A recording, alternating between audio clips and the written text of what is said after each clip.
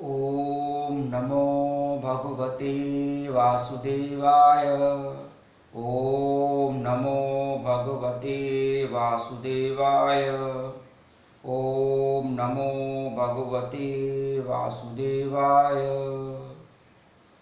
ॐ नमो नारायणाय। ॐ नमो नारायणाय। हरि ओम नमो नारायणाय। हरि ओम नमो नारायणाय। ओम नमो नारायणाय। हरि ओम नमो नारायणाय। जय राधा माधव जय कुंज बिहारी। जय राधा माधव जय कुंज बिहारी। जय गोपी जन वल्लभ जय गिरिवरधारी। यशोदानंदन ब्रज जन रंजन। यशोदानंदन ब्रज जन रंजन। जमुना तीर बनचारी। जय राधा माधव जय कुंज बिहारी। जय श्री कृष्ण चैतन्य प्रभो नित्यानंद। श्री अद्वैत गदाधर श्रीवासादि गौर भक्त वृंद। हरे कृष्णा कृष्णा कृष्णा हरे हरे। हरे राम राम राम हरे हरे। भगवान श्री कृष्ण से प्रार्थना, हे प्रभु, जिस प्रकार से आपने पांडवों की रक्षा की, द्रौपदी की लाज बचाई, उसी प्रकार से मेरी रक्षा कीजिए, मेरी लाज बचाइए, क्योंकि आपने स्वयं वचन दिया है कि मैं अपने भक्तों के साथ स्वयं सदैव रहता हूँ, उनकी रक्षा करता हूँ। और जब आप स्वयं मेरे साथ हैं तो हमें किसी बात की चिंता करने की क्या आवश्यकता, और कौन सा ऐसा कार्य है जो हमारे लिए असंभव है। प्रार्थना है, निवेदन है प्रभु कि आप इस वचन को सत्य सिद्ध कीजिए, हम सबकी रक्षा कीजिए, हम सबकी लाज बचाइए। ओम नमो भगवते वासुदेवाय। आइए माता पिता के चरण कमलों की वंदना करते हुए, परम पूज्य सद्गुरुदेव महाराज के चरण कमलों की वंदना करते हुए, आप सभी श्रोतागण के चरण कमलों की वंदना करते हुए आज की कथा का आरंभ करते हैं। समस्त प्रकार के अवगुणों के बावजूद, समस्त प्रकार के अयोग्यताओं के होने के बावजूद, क्योंकि संगति भगवान कृष्ण की है, इसलिए पूर्ण विश्वास भी है कि कार्य सफल होगा, अच्छा होगा। निवेदन है प्रभु से, जो भक्ति यज्ञ, ज्ञान यज्ञ, प्रेम यज्ञ श्रीमद् भागवत कथा का प्रारंभ किया है, उसे सफल बनाएं, संपूर्ण बनाएं। ओम नमो भगवते वासुदेवाय। तो महाराज, पिछले दिनों हम महाराज भरत की कथा सुन रहे थे। महाराज भरत के नाम पर ही हमारे देश का नाम भारतवर्ष पड़ा। आइए आगे की कथा प्रारंभ करते हैं। तो महाराज, अंगिरस गोत्र में एक ब्राह्मण हुए, बहुत ही गुणवान, सदाचारी और शील ब्राह्मण थे। उनकी 2 पत्नियां थीं। पहले पत्नी से 9 पुत्र हुए और दूसरी पत्नी से 1 पुत्र और 1 पुत्री। वही एक पुत्र जो भगवान का अनन्य भक्त भी था, सदाचारी, धार्मिक प्रवृत्ति के थे, वही भरत जी थे। इस जन्म में पूर्व जन्म का चूँकि उनको स्मरण था मृग योनि का, उन्हें स्मरण था, क्योंकि वे भगवत भक्त थे। मृग योनि में रहते हुए भी वे संध्या वंदन किए, पूजा किए, ध्यान किए। उसी के फलस्वरूप अगला जन्म उन्हें ब्राह्मण कुल में मिला। तो महाराज जड़ भरत जी, उन्हें जड़ भरत इसलिए कहा जाता था क्योंकि वे स्वभाव से बहुत ही सरल थे। कोई भी कार्य, यहाँ तक कि गांव का भी व्यक्ति कोई यदि उनसे अपरिचित व्यक्ति भी कोई कार्य करने को कहता तो वो उसे भी कर देते थे। इतने सरल स्वभाव के थे हमारे भरत जी, इसीलिए उन्हें जड़ भरत कहा गया। और उनके भाई लोग, जब उनके पिता की मृत्यु हो गई तो उनके भाई लोगों ने उनकी शिक्षा दीक्षा को आगे नहीं बढ़ाया और उन्हें उनकी पैतृक संपत्ति की रक्षा करने के लिए, खेती बाड़ी को संभालने के लिए ही कहा। इस प्रकार से भरत जी अपने भाइयों की बात मान करके अपने घर की, अपने खेतों की रखवाली करने लगे। एक दिन उनके भाई, बड़े भाई ने उन्हें बुलाया और कहा कि गांव के बाहर हमारे पिताजी का एक खेत है, तुम्हें जाकर के उसकी रखवाली करनी चाहिए। आखिर संपत्ति हमारी है तो हम ही लोगों का दायित्व है उसकी रक्षा करना, उस पर खेती करना, अनाज उगाना, उसको देखभाल करना। तो आप जाइए, उसकी देखभाल कीजिए, प्रतिदिन हम आपको वहीं भोजन इत्यादि पहुंचा दिया करेंगे। इस बात को मान करके वे वहां चले गए और अपने भाई के आज्ञा के अनुसार उस खेत की रखवाली करने लगे, उसकी देख रेख करने लगे। 2-3 दिन तो महाराज उनके भाइयों ने खूब बढ़िया बढ़िया खाना लेकर के पहुंचाया। उसके बाद बंद कर दिया। जड़ भरत जी भूखे रहने लगे, कभी कुछ मिल जाता खा लेते, अन्यथा वैसे ही जल पी करके रह जाते। एक बार की बात है, कुछ डाकू वहां गांव में घुस आए और जड़ भरत जी को पकड़ लिए और कहा कि हमारे साथ मंदिर चलो। वे जड़ भरत जी की बलि देना चाहते थे, परंतु यह बात उन्होंने जड़ भरत जी को नहीं बताई। चूंकि जड़ भरत अत्यंत सरल स्वभाव के थे, वह भी इस बात को नहीं जान पाए। वे डाकू उन्हें मंदिर में ले गए और समीप में ही उन्हें खूब बढ़िया बढ़िया वस्त्र पहनाया, खूब बढ़िया बढ़िया भोजन कराया। बड़े ही प्रसन्न हुए जड़ भरत जी, क्योंकि जड़ भरत जी कई दिनों से कुछ खाए पिए नहीं थे, इसलिए वे बहुत ही प्रसन्न हुए। उन्होंने कहा कि भैया क्या बात है? तो उन्होंने कहा, डाकुओं ने कहा, हम तुम्हारी बलि चढ़ाएंगे। तब सरल और सहज स्वभाव के भरत जी ने कहा, भैया बलि चढ़ाना है तो रोज चढ़ाओ, ताकि रोज हमें ऐसा ही प्रिय भोजन खाने को मिले। भैया भोजन दे दो, तुम रोज बलि चढ़ाओ। बेचारे भरत जी सरल स्वभाव के, उन्हें क्या पता कि बलि देना क्या होता है।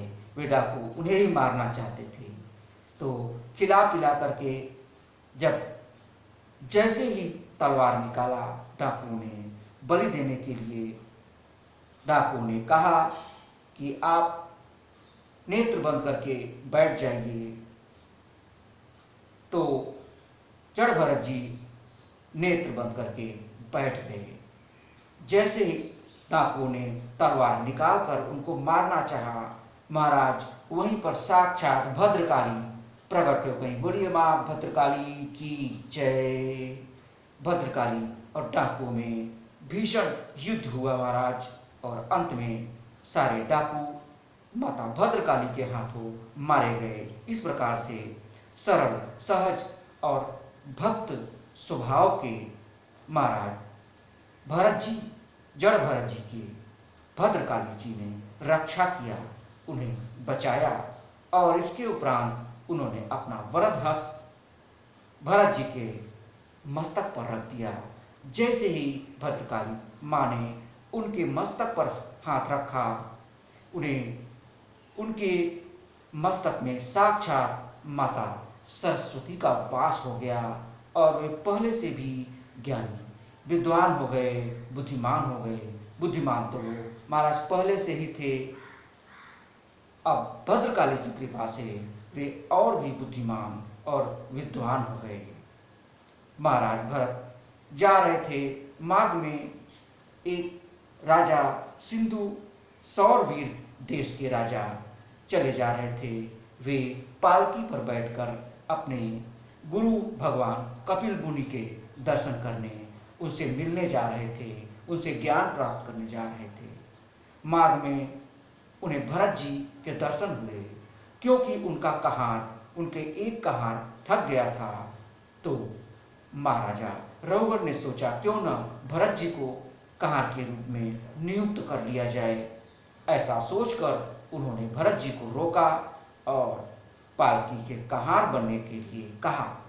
वे उनके आग्रह को स्वीकार कर लिए और पालकी लेकर चले। तो महाराज जैसे जैसे वो आगे बढ़ रहे हैं, कभी भरत जी पीछे हट रहे हैं, कभी आगे जा रहे हैं, कभी रुक जा रहे हैं, कभी धीरे चल रहे हैं, कभी जोर चल रहे हैं, कभी मार्ग में रोने लग जा रहे हैं, कभी हंसने लग जा रहे हैं। तो ऐसा होने के कारण पालकी में कंपन होने लगा, पालकी हिलने डुलने लगी और उसमें बैठे महाराजा रघुगण को पालकी से बार बार चोट लगने लगा। 2-3 बार तो महाराज उन्होंने कुछ नहीं कहा, परंतु जब देखा कि बार बार पालकी हिल रही है और उसके हिलने से हमें चोट लग रहा है, तो उन्होंने भरत जी से कहा, अरे कैसे पागलों की तरह डोली को चलाते हो, पालकी को कैसे पागलों की तरह चला रहे हो, अरे जरा ढंग से चलाओ। तब भरत जी रुके, राजा ने भरत जी को बुलाया और बहुत प्रकार से भला बुरा कहने लगे। यह सुनकर के भरत जी ने कहा कि राजन, आप तो अपने गुरु के यहाँ जा रहे हैं और गुरु के यहाँ जब जाते हैं तो अपने वैभव का प्रदर्शन नहीं करते हैं, सदैव नम्र होकर जाते हैं और सुख वैभव संपत्ति का त्याग करके जाते हैं, तभी गुरु उन्हें सच्चा ज्ञान देते हैं। यदि आप ऐसा चाहते हैं तो अपने वैभव का त्याग कर दीजिए, पालकी का त्याग करिए, पैदल जाइए वहाँ पर। इस प्रकार से भरत जी महाराज उन्हें बहुत सारी ज्ञान की बातें, तत्व ज्ञान की बातें बताते हैं, जिसे सुनकर के महाराज रघुगण की आंखें खुल जाती हैं और वे भरत जी के चरण को पकड़ लेते हैं, कहते हैं, महाराज मुझे क्षमा करिए, आप कोई साधारण पुरुष नहीं हैं, आपने तो हमें वह ज्ञान दिया जो कि आज तक हमें किसी ने नहीं दिया। मैं सचमुच अपने अभिमान के कारण, अपने सुख वैभव के अहंकार में अंधा हो गया था, आपको पहचान नहीं पाया और आपके द्वारा यह ज्ञान प्राप्त करके मैं धन्य हो गया। ऐसा कहकर राजा रघुगण पैदल ही अपने गुरु कपिल मुनि से मिलने के लिए चले। तो महाराज ऐसे थे, जड़बर महाराज ऐसा था, उनकी भक्ति, उनका ज्ञान, उनका वैराग्य और उनकी निष्ठा, इस प्रकार से जड़ भरत जी ने रघुगण को तत्व ज्ञान दिया, ब्रह्म ज्ञान दिया। आइए थोड़ी देर कीर्तन करते हैं, फिर कथा को आज के लिए विश्राम।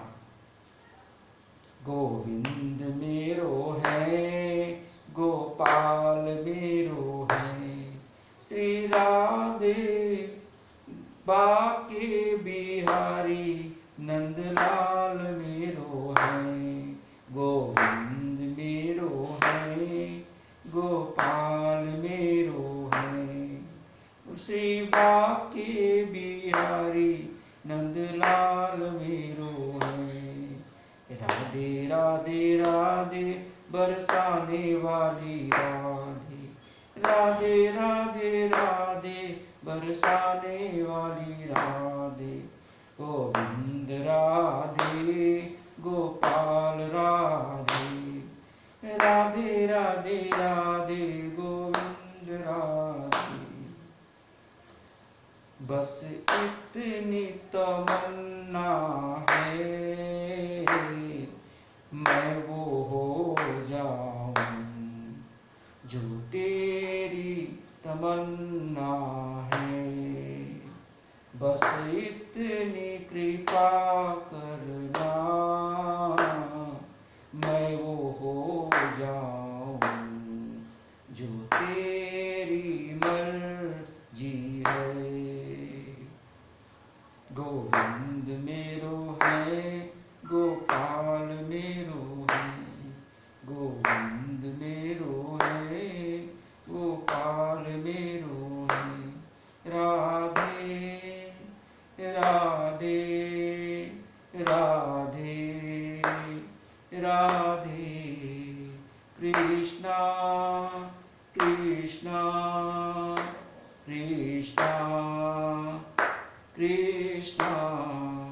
सबसे ऊंची प्रेम सगाई, सबसे ऊंची प्रेम सगाई।